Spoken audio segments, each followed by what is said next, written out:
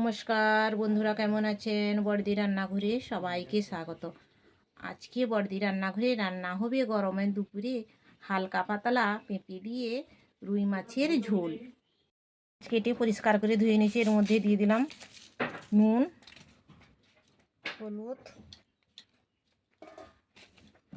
সামান্য একটু তেল।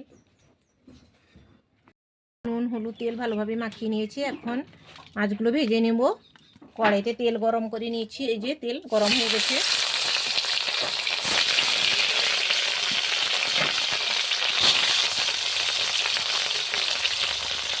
আমার মাছগুলো ভাজা হয়ে গেছে, এখন আমি তুলে নিচ্ছি।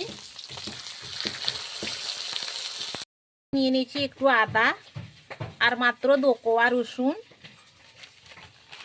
আর একটু জিরে, একসঙ্গে আমি বেটে নেব।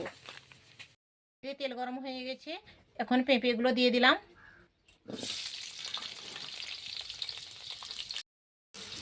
আলু একটু মেশালাম, নুন, হলুদ। এখন ঢাকা দিয়ে ভেজে নেব। পেঁপে আলু ভাজা হয়ে গেছে, এখন তুলে নিচ্ছি। এখন আমি তেলের মধ্যে চিনি দিয়ে দিলাম। চিনিটা একটু লাল হয়ে উপরের দিকে উঠবে। এখন উপরের দিকে উঠে গেছে লাল হয়ে। এখন তেজপাতা, শুকনো লঙ্কা আর কালো জিরে একটু ফোড়ন দিয়ে দিলাম। চিনিটা লাল হয়ে উপরের দিকে উঠলে আমার মাছের ঝোলটার কালারটা ভালো হবে। লঙ্কা,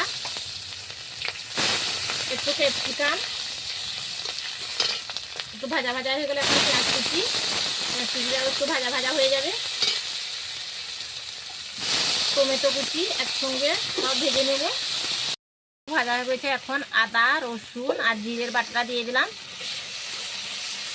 হলুদ গুঁড়ো, ধনে গুঁড়ো, জিরে গুঁড়ো, জিরে বেটে দিয়েছিলাম, একটু গুঁড়োও দিয়ে দিলাম। এখানে কিন্তু আমি গুঁড়ো লঙ্কা দিচ্ছি না, হালকা রান্না করছি তো এই জন্য আমি গুঁড়ো লঙ্কাটা দিব না। ভালোভাবে এটা ভাজা হয়ে যা।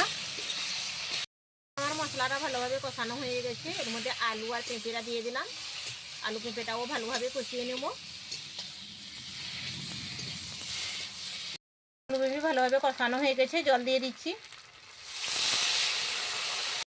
আমার ঝোলটা এখন ফুটে গেছে, এখন এর মধ্যে আমি মাছগুলো দিয়ে দিচ্ছি।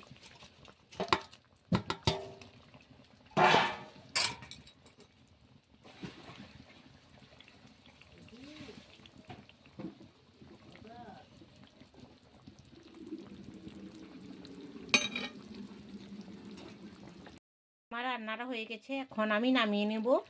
আগে আমি মাছগুলো একটা একটা তুলে নিচ্ছি। আমার রান্নাটা গরমের দুপুরে কীরকম লাগলো আপনারা কমেন্টে জানাবেন, আর একটা লাইক আর শেয়ার করে দিবেন। এখনও পর্যন্ত যারা আমার চ্যানেলটাকে সাবস্ক্রাইব করেননি তারা সাবস্ক্রাইব করে দিবেন। ফটফট বানিয়ে ফেলুন। বন্ধুরা ভালো থাকুন, সুস্থ থাকুন। এরপরের ভিডিওতে আবার দেখা হবে।